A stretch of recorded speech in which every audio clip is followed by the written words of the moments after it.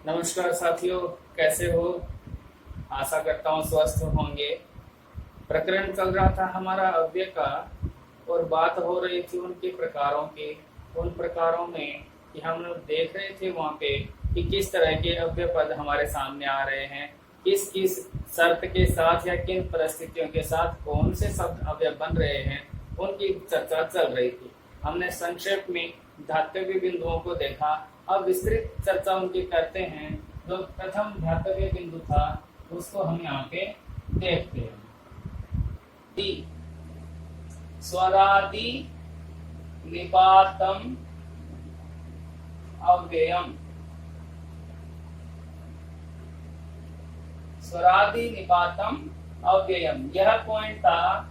इस पॉइंट या सूत्र के हिसाब से स्वर आदि गण में जो पठित शब्द हैं और निपात संज्ञक जो शब्द हैं, उन दोनों ही प्रकार के शब्दों की अव्यय संज्ञा होती है, यानी वो शब्द सारे अव्यय होते हैं। ये बात वहां पे आई थी। तो पहले हम जो स्वरादि गण के शब्द हैं, स्वरादि, वो स्वरादि शब्द कौन कौन से हैं उनको देखते हैं। अब शब्दों को भी रखेंगे और उनके अर्थ को भी हम यहाँ पे रखेंगे। देखिए, जैसे शब्द हैं हमारे, स्वर से शुरू हुआ तो स्वर से ही लेते हैं हम। स्वर, ठीक है। प्रातर, पुनर। अब ये जो रहा है वो बदल के किस में हो जा रहा है? इस तरह से स्व, प्रातः विसर्ग में परिवर्तित हो क्या आ रहा है? पुनर का पुनः। यही रस है के साथ भी आता है तो निचैष, उच्चैष, बहिष। जो र में भी परिवर्तित होता है तो वो क्या बनते हैं? नीचही। यही सा विसर्ग में बदल गया, उच्चै से उच्चही, बहिष से बहिही। अर्थ हम लगभग जानते हैं, नहीं भी जानते हैं तब भी हम चर्चा करेंगे ही, साथ ही अर्थ की भी। बहिष, उच्चैष, नीचैष, प्रातर, पुनर, स्वर, इस तरह के शब्द स्वरादि गण के हैं। और देखिए यहाँ पे दिवा, रात्रि, नक्तम, इत्थम, सायं, सुबह शाम हो गया, दिन हो गया, रात्रि हो गई। श्वश और यस। देखिए यस कैसे बन रहा है? ये पूरा नाम के आधा है, यहां से हमने इसमें यह मिलाया, यस। और ये बनेगा क्या? वो देखे, स्वस्थ बनेगा स्व, और यस बनेगा य। अब इनके अर्थ भी हम देखेंगे सभी के। तो किस तरह से देखिए, स्व का मतलब अपना, ठीक है। स्व यानी ओम भूर्भुवः स्वः, वो भी हमारे साथ में चलता है। सूर्य जो है शब्द, उस सूर्यवाची शब्द में हम बात करते हैं तो स्वः, स्व में स्वर ले लीजिए या स्वर लेते हैं तो जो स्वर्ग में जाते हैं, स्व प्लस गो, यानी आसमान में, आकाश में गमन करने वाले लोग, तो वो स्वर्ग कहलाता है। तो आप स्व से स्वर्ग का ही यहाँ पे अर्थ लेंगे। प्रातः जानते हैं सुबह सुबह का समय होता है। पुनर यानी दोबारा या आवृत्ति, दोबारा या बार बार की स्थिति। पुनर, नीचे, नीचे, नीचे का मतलब नीचे या धीरे से। दो अर्थ है यहाँ पे, धीरे से, या तो नीचे यानी कि निम्नता का भाव हो, नीचता का भाव हो, निम्नता का भाव हो, वो नीचे, या फिर धीरे से गति जो होती है, उच्चारण दृष्टि, उस तरह से नीचे ही, यानी निम्नता से, कम जोर से या धीरे से। उच्चई ऊंचा, ऊंचा या महानता, और उच्चारण की दृष्टि से देखा जाए तो जोर से। अगर कोई उच्चारण जोर से कर रहा है तो उच्चई, धीरे से कर रहा है तो नीचई। बहिष का जानते हैं हम अर्थ, बाहर, बाहर। दिवा, दिवा स्वप्न बात होती है, दिन में देखे हुए सपने, तो दिवा का मतलब होता है दिन। रात्रि जानते ही हैं, रात्रि होती है, रात होती है। नक्तम, यह भी रात्रि ही होता है, नक्तम का अर्थ भी रात्रि ही होता है। इत्थम, इस प्रकार, इत्थम यानी इस प्रकार। सायं, सायंकाल, सायं का मतलब शाम का समय या सायंकाल। स्व से स्व बन रहा है, ये दोनों ही बहुत मुख्य है, बहुत बार पूछे जाते हैं परीक्षाओं में, वाक्यों में प्रयुक्त होने वाले ज्यादा से ज्यादा वो ये दो अव्यय हैं, स्व और ह्य। स्व आने वाला कल होता है और यह बीता हुआ कल होता है, जिसे हम टुमारो और यस्टरडे बोलते हैं। उस टुमारो को बोलेंगे स्व और यस्टरडे को बोलेंगे हम य, यानी बीता हुआ कल और आने वाला कल। तो स्व होता है आने वाला कल, आने वाला कल, और ये जो है वही होता है बीता हुआ कल। जो आने वाला कल होता है उससे भी आगे आने वाला जो कल होता है उसे क्या कहते हैं हम, परसों। क्या कहते हैं, परसों। तो उसको हम यहाँ पे रखेंगे तो हो जाएगा परस्व। देखिए यहाँ पे क्या बन रहा है, स्व यानी कल, स्व। अब स्व से भी एक और पर यानी और आगे, तो परस्व यानी कि परसों। और शब्द है इसके बाद में, और हम लिखते हैं या देखते हैं उन शब्दों को जो हो सकते हैं। आप इसको सुरक्षित कीजिए, स्वरादि गण में और कौन से शब्द हमारे सामने आते हैं उनको हम लगातार देख रहे हैं यहाँ पे।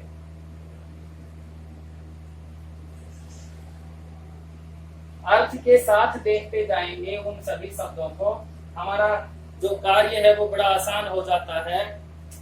जैसे पृथक, ठीक है, युगपत, आराध्य, ये ऐसे शब्द हैं अपने आप में जो स्वरादि गण में हैं, के अपने अपने अर्थ हैं। उस अर्थ की दृष्टि से भी देखते जाइए यहाँ पे। चिरम, चिरम, और देखिए यहाँ पे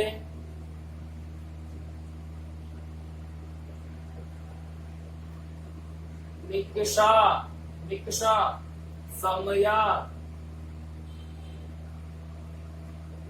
धिक, अलम,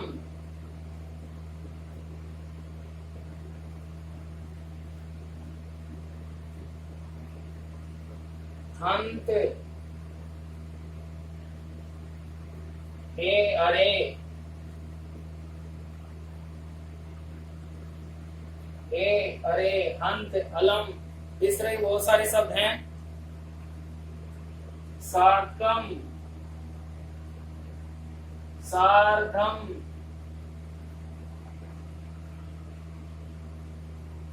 और समम, ये तीनों ही शब्द एक ही अर्थ में आते हैं, इनको भी हमें ध्यान रखना है। अंतरा, अंतरेण, अंतरा, अंतरेण, नमस और तिरस।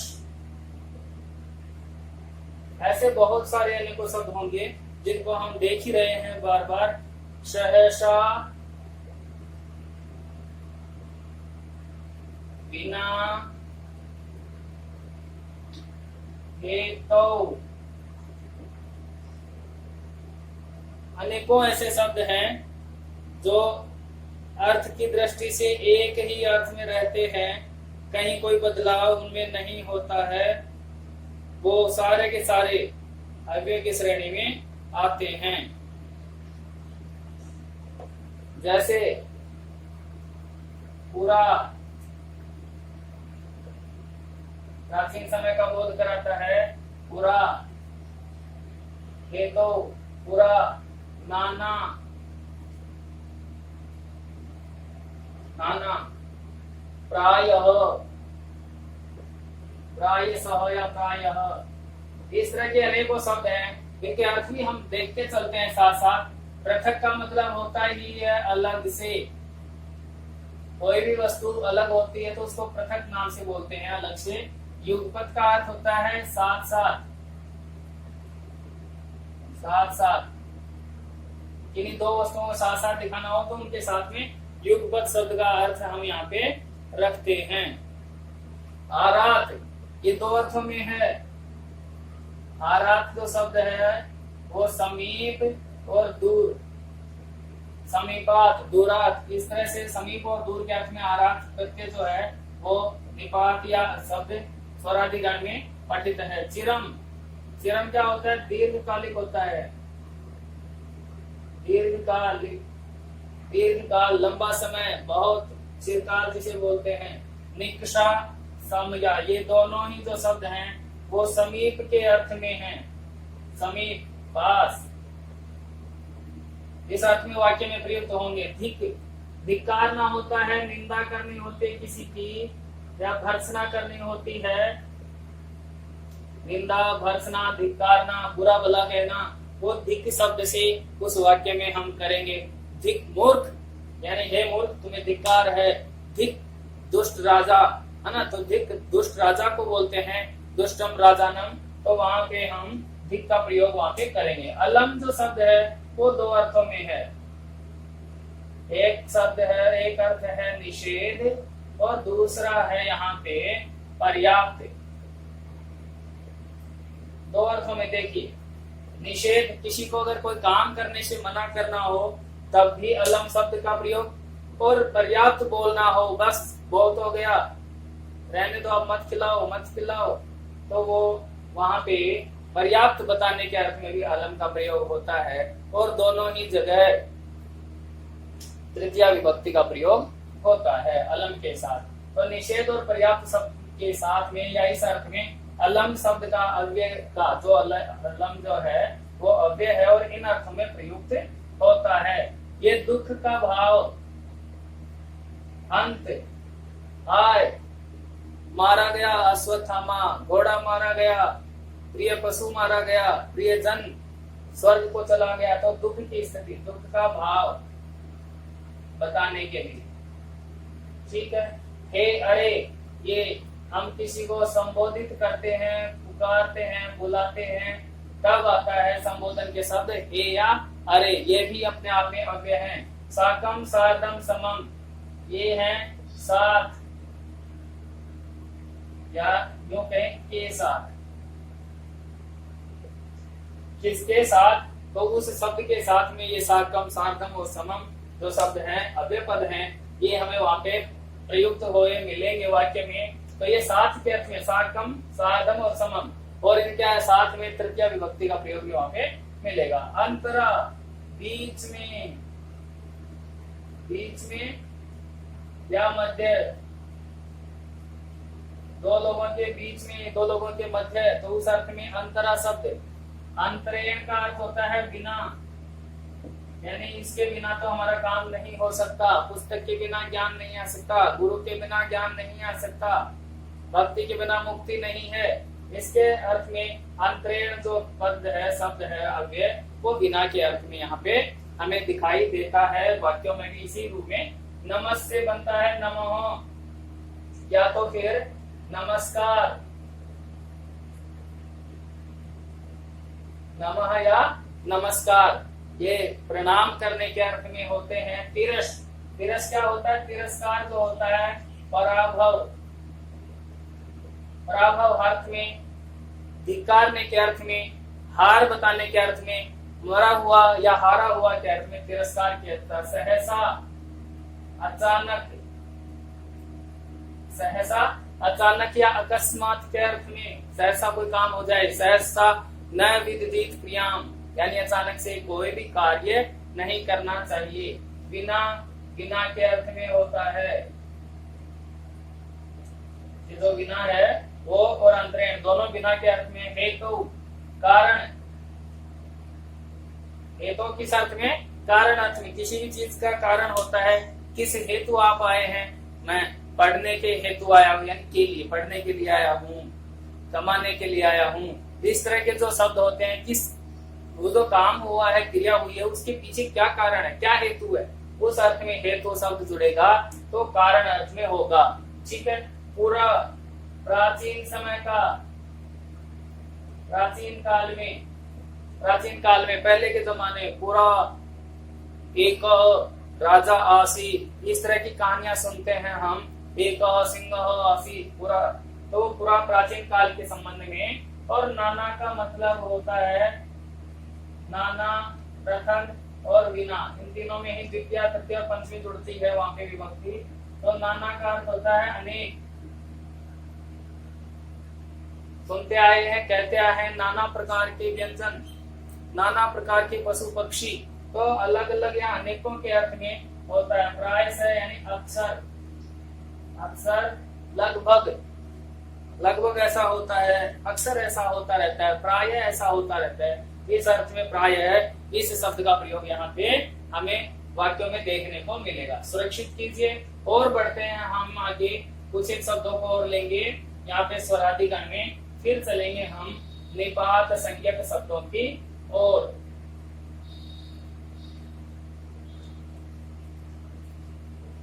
देखिए और कौन से शब्द हैं हमारे सामने यहाँ पे जो हम रख सकते हैं इनके ही अर्थ में। स्वस्ति,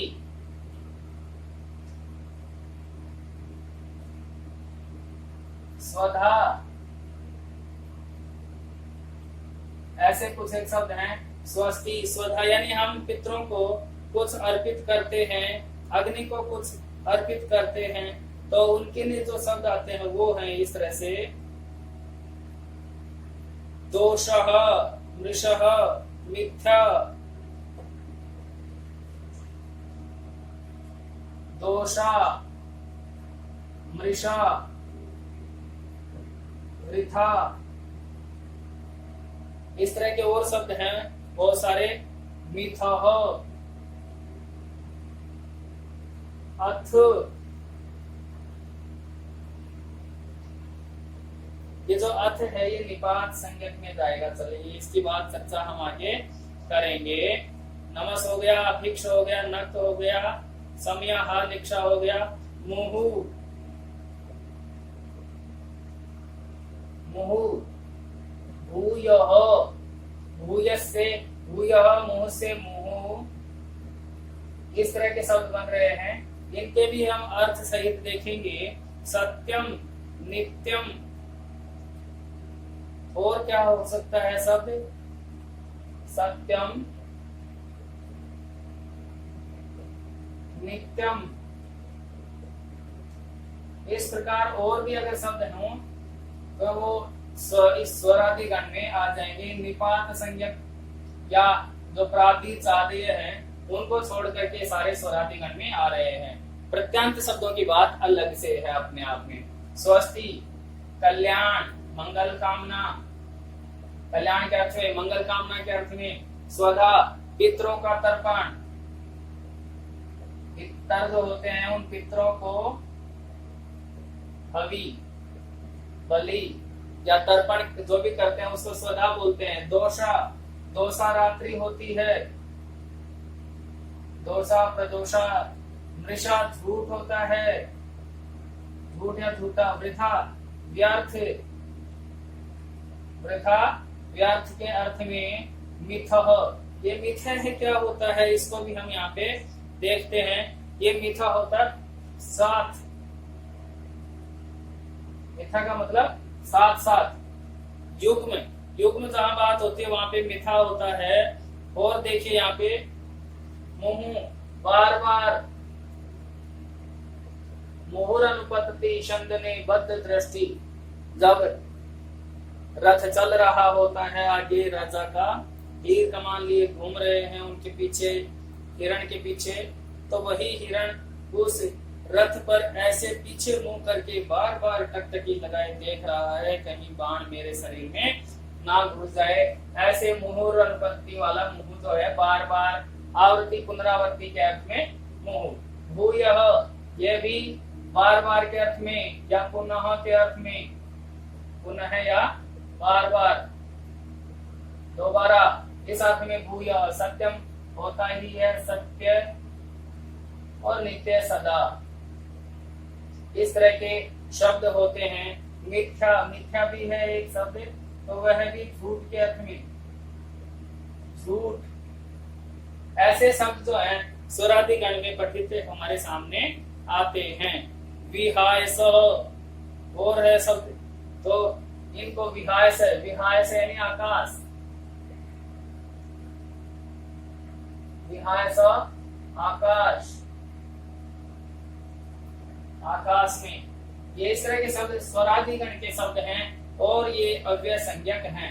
ये सभी अव्यय संज्ञक हैं। इनको हमें अव्ययों की पहचान बस यही है कि इस तरह के शब्द हों तो वो अव्यय होंगे, छांटना है।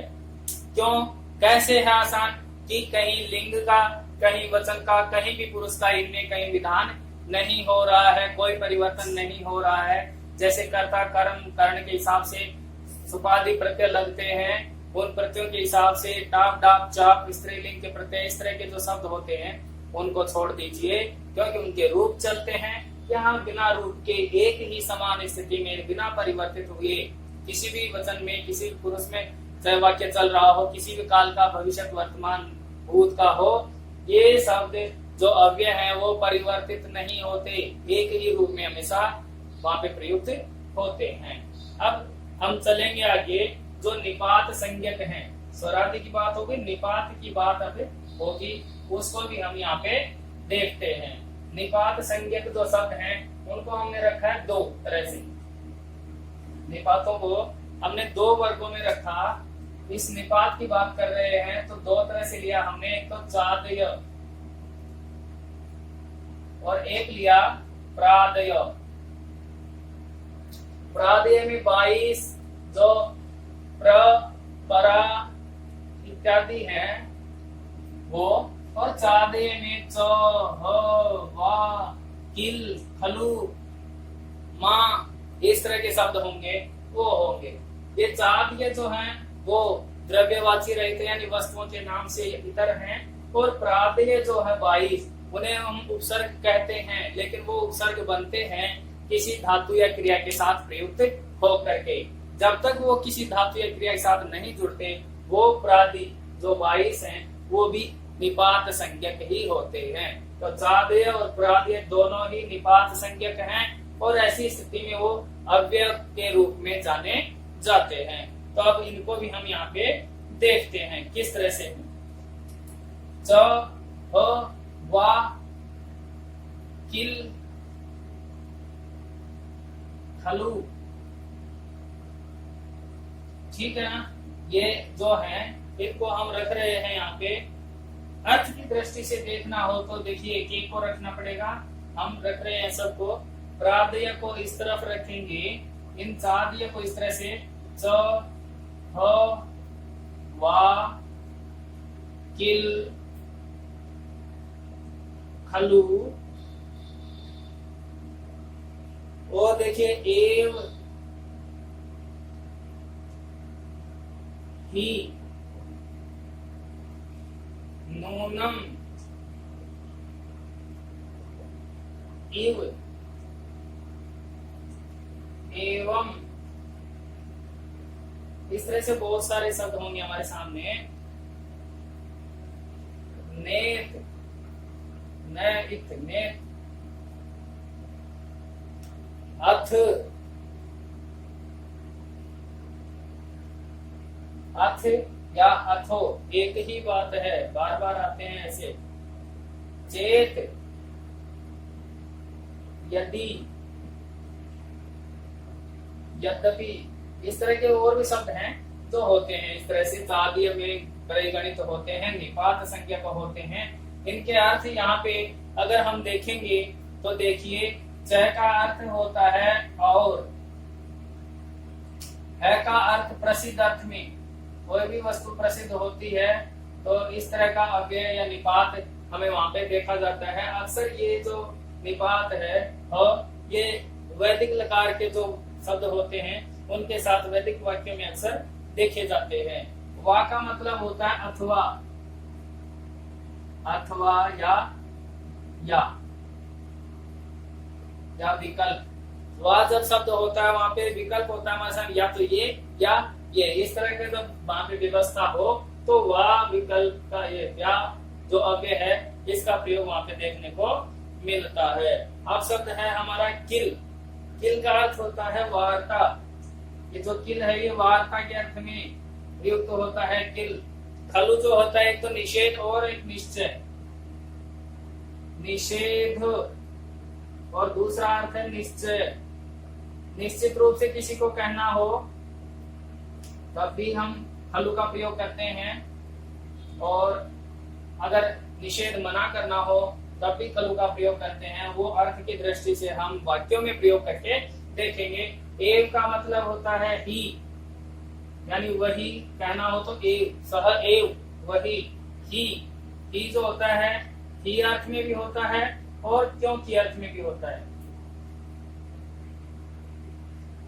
ही भी बनता है और क्योंकि जो बनता है वो भी इसी का बनता है। और शब्द है हमारे सामने नूनम। नूनम जो शब्द है वो निश्चित अर्थ में, नूनम यानी निश्चित रूप से। इव का मतलब होता है के समान, के समान। एवं यानी इस प्रकार। ये इन अव्ययों के अर्थ हैं। इन अर्थों को जब तक हम ध्यान में रखेंगे तो हमारा काम होता रहेगा आसान, अन्यथा हम रहेंगे परेशान। इसलिए अर्थ को ध्यान में रखना जरूरी है।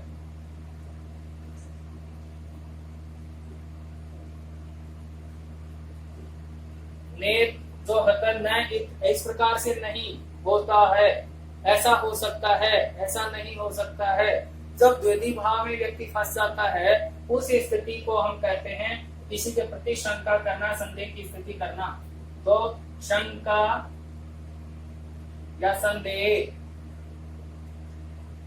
इस अर्थ में अगर वहां पे ऐसी शंका या संदेह की स्थिति बन रही है तो नेत जो अव्यय उसका प्रयोग होता है। अर्थ मंगलारंभ जो होता है किसी भी काम का, और उस वाक्य में या उस श्लोक में सबसे पहले अर्थ शब्द का प्रयोग होता है। और ये अर्थ जो है वो प्रश्नवाचक के रूप में भी कई जगह प्रयुक्त होता है। चेत जो निपात है, ये चेत निपात यदि के अर्थ में प्रयुक्त होता है। यदि ऐसा होगा तो ऐसा होगा, तो चेत और तरही ये दोनों ही, चेत के साथ में एक और चलता है तरही, दोनों का युग्म है एक तरह से। चेत यानी यदि, तरही यानी तो। यदि वो है पढ़ाई करेगा, यदि वह पढ़ाई करेगा, तरही यानी तो वह अवश्य पास होगा, सफल होगा।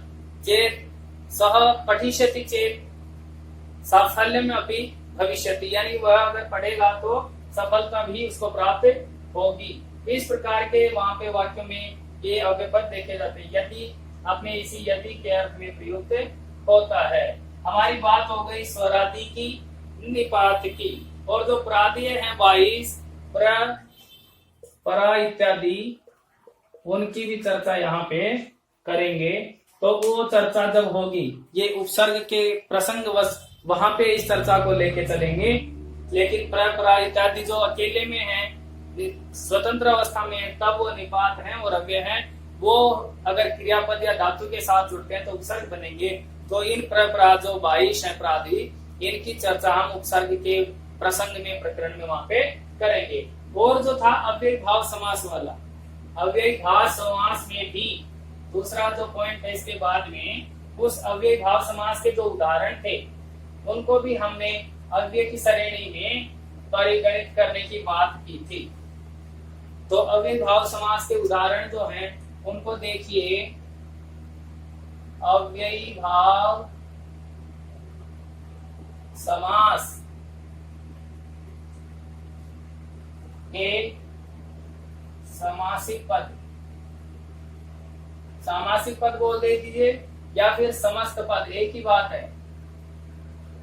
हमें पता होना चाहिए। समस्त पद, सामासिक पद या समस्त पद जो होता है वो अव्यय होता है, अलग अलग वाला नहीं, जुड़ा हुआ। समस्त पद का मतलब ये जुड़ा हुआ जो होता है वही शब्द वहां पे अव्यय की श्रेणी में आएगा। जैसे हमने बात की थी अधिहरि, उपकृष्णम। और ध्यान रखिए ज्यादातर अव्ययी भाव समास के उदाहरण कौन से बन रहे हैं, जिनके पूर्व में अधि उप इस तरह के जो निपात है उपसर्ग जिसे कह रहे हैं उनके साथ प्रयुक्त वाले जो शब्द हैं वही अव्ययी भाव समास के उदाहरण बन रहे हैं। निर्मक्षिकम,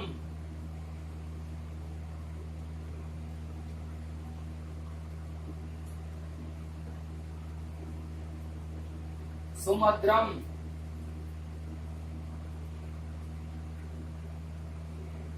बहुत सारे ऐसे शब्द हैं जिनको हम देख सकते हैं।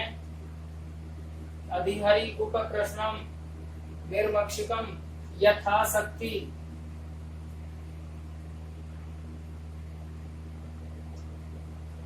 यथाशक्ति,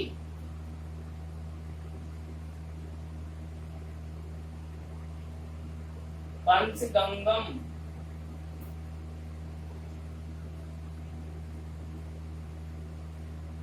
पंचगंगम, द्वियमुनम।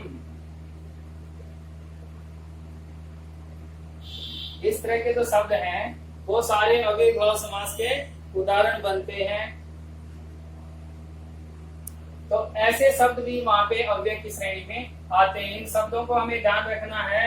अर्थ क्या है इनके? अधिहरि, हरो इति यानी हरि में, हरि भगवान विष्णु भगवान में, उपकृष्णम कृष्ण भगवान के समीप, निर्मक्षिकम मक्षिकाणाम अभाव यानी मक्खियों का जहाँ पे अभाव, कोई मक्खियां नहीं है, निर्जनम, इस तरह से ही हम निर्जनम रख सकते हैं। निर्जनम,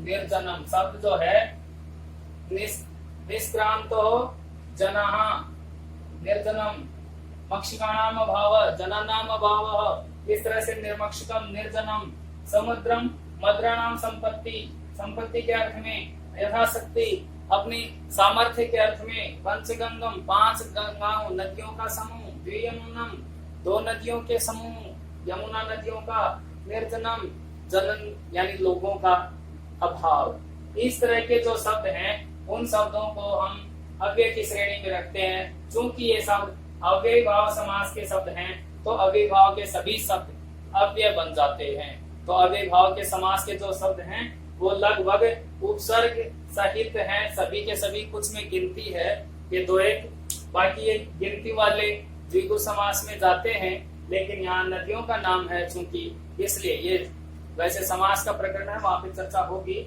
नदी भी सूत्र से नदियों के साथ अगर संख्या जुड़ती है तो वो अव्ययी भाव समास के उदाहरण बनते हैं। ऐसे शब्द अव्यय की श्रेणी में होंगे। आगे हमने बात की थी कुछ एक प्रत्ययों की, उन प्रत्ययों को भी हम जोड़ के देखेंगे तो हमारा जो कार्य है इन अव्ययों को देखने का, बनाने का, वो आसान होता है। हमने बात की थी कत्वा और ल्यप, कत्वा और ल्यप, ठीक है, ये प्रत्यांत शब्द।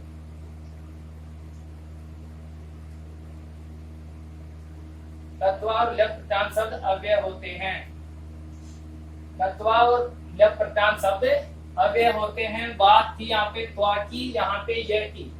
यहाँ पे तत्वा में त्वा और ल्यप में ये सिर्फ यह धातु के साथ जुड़ता है, तब जाकर के बनता है क्या?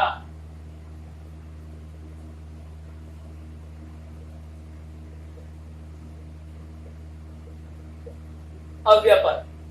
अब इनको जुड़ने के बाद जो शब्द बनेगा वो अव्यय की श्रेणी में होगा। पठ प्लस तत्वा का त्वा तो पठित्वा। यहाँ पे भी लप में सिर्फ हम ये जोड़ते हैं। चलिए, और अर्थ बताया था करके, लेकिन धातु में लप प्रत्यय लगाना हो तो पूर्व में हमने बात की थी, उपसर्ग का विधान भी यहाँ पे करना होगा। उपसर्ग सहित धातु के साथ अगर लप प्रत्यय है तो वो करके अर्थ में, और कत्वा जो प्रत्यय है वो सिंपल धातु के, साधारण धातु के अर्थ में होती है, उसके साथ जुड़ती है। पठित्वा पढ़ करके, और संपठ्य वो भी पढ़ करके। अब यह जो है उससे पूर्ववर्ती वर्ण आधा है और साथ में उपसर्ग है, तो वो लप प्रत्यय का उदाहरण होगा। लिख तत्वा का त्वा तो क्या हो जाएगा? लिखित्वा। लिखित्वा। ऐसे ही उस लप प्रत्यय को अगर इसमें जोड़ते हैं हम, लप प्रत्यय को साथ में लेके चलें तो क्या शब्द बनेगा? लिख धातु के साथ में, लिख धातु के साथ में उपसर्ग लिया हमने भी, धातु हमारी लिख और प्रत्यय लप में य, तो शब्द बनेगा विलिख्य। विलिख्य। अर्थ दोनों का एक जैसा ही है। पठित्वा यानी पढ़ करके, संपठ्य यानी पढ़ करके, लिखित्वा यानी लिख करके, विलिख्य यानी भी लिख करके। इस तरह के समान अर्थ में दोनों जो प्रत्यय हैं वो प्रयुक्त होते हैं। तो कत्वा और लप प्रत्यांत शब्द अव्यय होंगे। देख लीजिए, त्वा और उपसर्ग सहित धातु के साथ में यह हो, यानी लप प्रत्यय का शब्द हो, तो वो शब्द भी अव्यय शब्द की श्रेणी में वहां पे परिगणित होंगे। देखिए, गम धातु है, कत्वा का त्वा जुड़ा तो गत्वा, जा करके, और यहाँ पे आ उपसर्ग के साथ में गम धातु जोड़ रहे हैं, लप का यह जोड़ रहे हैं, आगत्य, आ करके, ये जा करके, ये आ करके, आ से आना हो गया है, करके अर्थ में ही है दोनों, तो कहीं भी कोई अंतर नहीं है। अब बात करते हैं हम वो प्रत्यय जिन प्रत्ययों के सहयोग से वो बनते हैं, जैसे तसिल प्रत्यय, त्रल प्रत्यय, दा और धा। ये प्रत्ययों से बनने वाले शब्द भी अव्यय शब्द होंगे, ऐसी बात हमने की थी। तो वो कौन से शब्द हैं? तहसील से हम देख रहे हैं जिनमें तह जुड़ता हो, ई और लय का लोप हो जाता है, सिर्फ तस बसता है। इस तस में स विसर्ग में बदल के तह जुड़ता है। यहाँ पे अकेला त्र रहता है, और यहाँ पे दा और यहाँ पे धा। इस तरह की चर्चा होगी। इनसे बनने वाले शब्दों को देखते हैं। तह से अभितः, परितः, अर्थ सहित देखेंगे हम इनको। परितः, उभयतः, सर्वतः, इतः, ततः, कुतः, यतः, इतः, ततः, कुतः, यतः। इस तरह के शब्द हैं। ग्रामतः, दक्षिणतः, यानी ये जो तहसील प्रत्याय है वो पंचमी विभक्ति से लगता है। पंचम्यास तहसील, ये सूत्र है। इस सूत्र से ये पंचमी के अर्थ में ये प्रयुक्त होता है कि इनसे पंचमी विभक्ति लगती है। तहसील प्रत्यय अभितः, परितः, उभयतः, सर्वतः, इतः। इनके आप देखिए, दोनों ओर,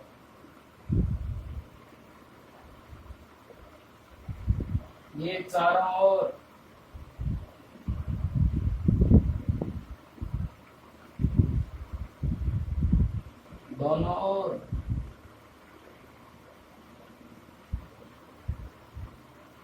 सर्वतः सब और,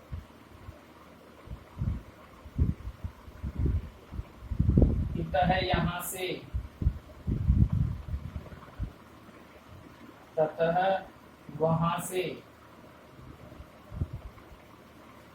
कुतः कहाँ से, यतः जहां से, ग्रामतः गांव से, गांव से, और दक्षिणतः दक्षिण दिशा से। इस तरह से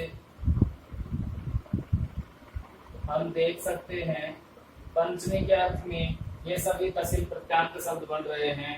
ये जो अभिता परितः ये जो शब्द हैं ये द्वितीय तृतीय और पंचमी के योग में आते हैं, तो यहाँ पंचमी से तहसील प्रत्यय में आ रहा है। ये तो ये तहसील प्रत्यांत। अब हम तरल प्रत्यांत शब्दों की भी बात करेंगे अर्थ सहित। देख लीजिए इनके अर्थ हो एक बार। अब हम तरल प्रत्यांत जो शब्द हैं उनकी चर्चा करते हैं। देखिए तरल प्रत्यांत जो शब्द हैं वो सप्तमी भक्ति के अर्थ में आते हैं। तरल में त्र रहता है, किम से बनता है पुत्र, अर्थ है कहाँ, अत्र यहाँ, तत्र वहाँ, यत्र जहाँ। जो शब्द आ रहे थे वहां पे इतः ततः यतः कुतः उन्हीं के तरल प्रत्यांत शब्द बन रहे हैं। ये शब्द है तरल सर्वत्र, सर्वत्र सब जगह है, सर्वत्र यानी सब जगह है। एकत्र, एकत्र जानते हैं हम एक जगह करना, एक जगह, सर्वत्र सब जगह है, एकत्र एक जगह। इस तरह के अर्थ वाले तरल प्रत्यांत शब्द ये भी हमारे क्या हो जाएंगे, अव्यय, अव्यय पद होंगे। अब देखते हैं हम दाल प्रत्यांत शब्द जो है, एकदा, एक बार,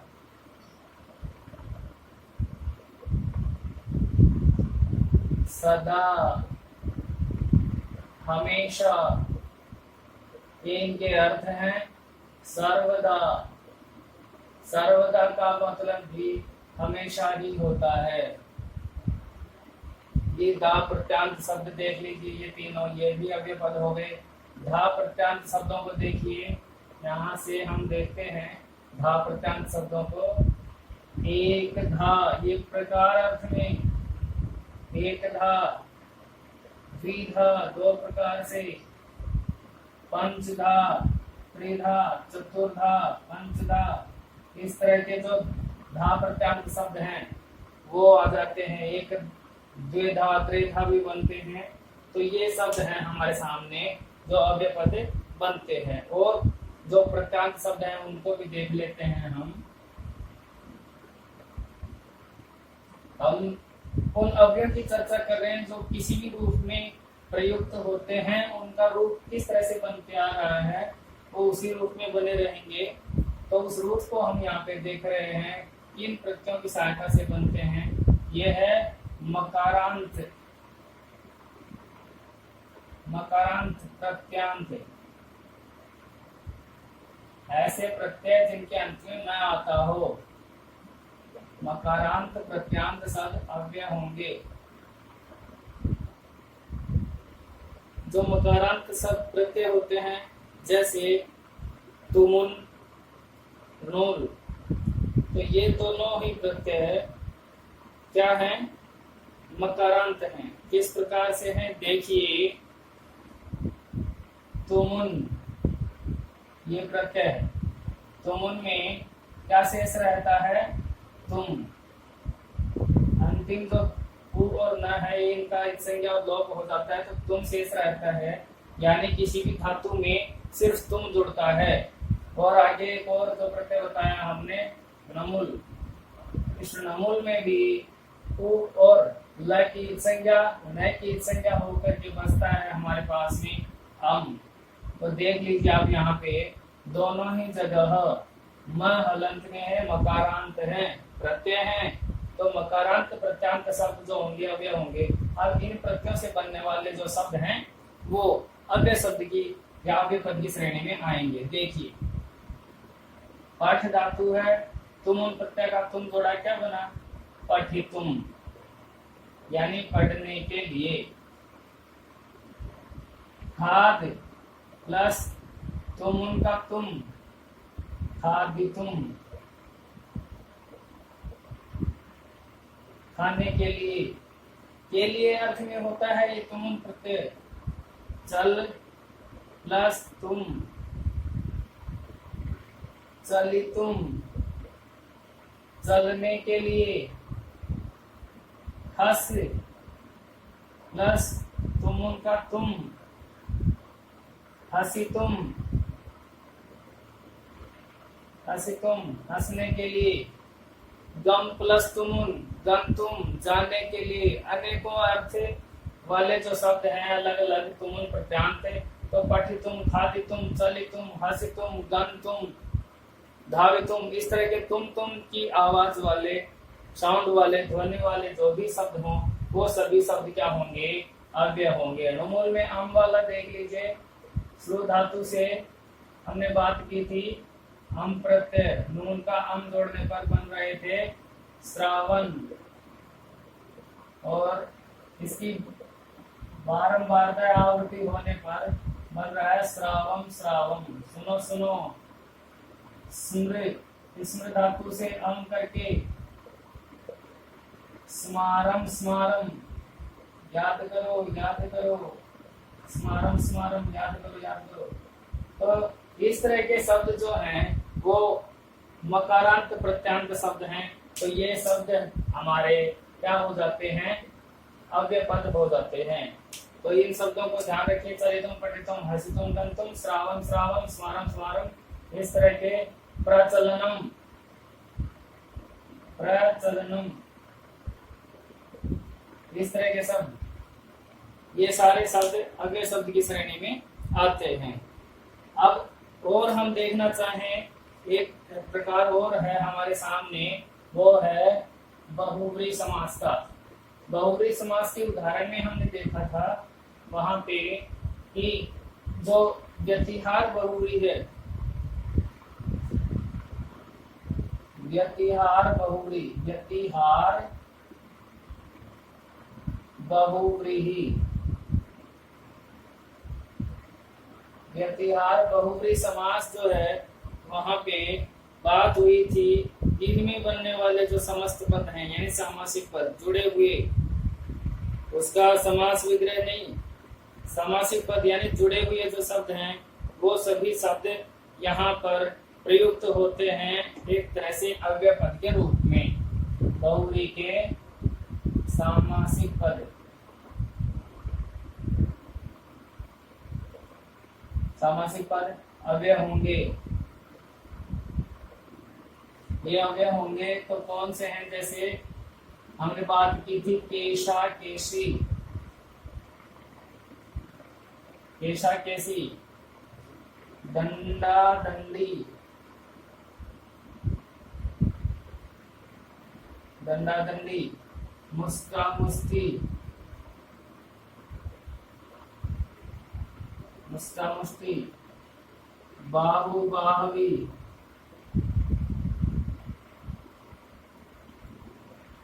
इस तरह के जो युद्ध कला है, युद्ध कौशल है, वो व्यतिहार बहुव्रीहि के सामासिक पद बने।